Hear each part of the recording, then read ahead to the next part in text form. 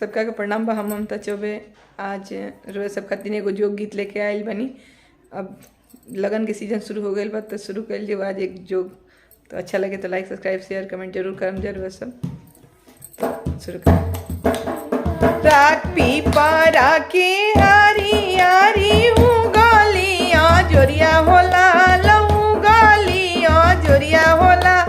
ताहवा कौनी बेटी दासेली से जड़िया होला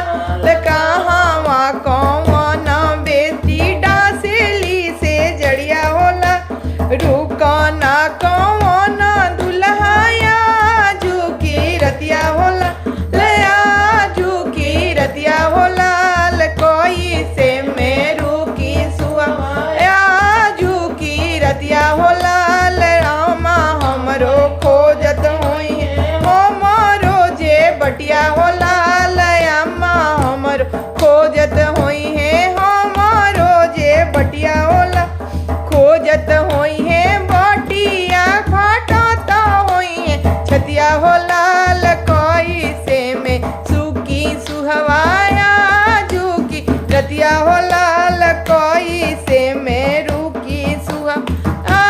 झुकी रतिया होला लभा चाची हमरो खोजत हुई है हमारो जे बटिया होला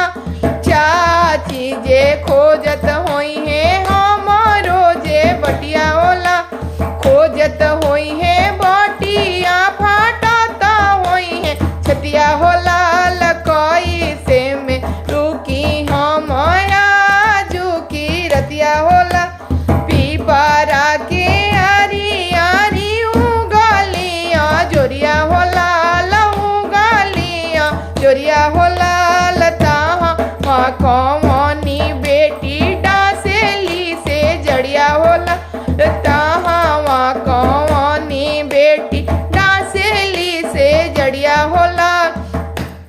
रुकना कौन दुल्हाया झुकी रतिया होला रुकना कौन दुल्हाया झुकी रतिया होला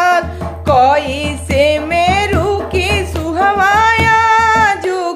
रतिया होला ले भाभी हमरो खोजत हुई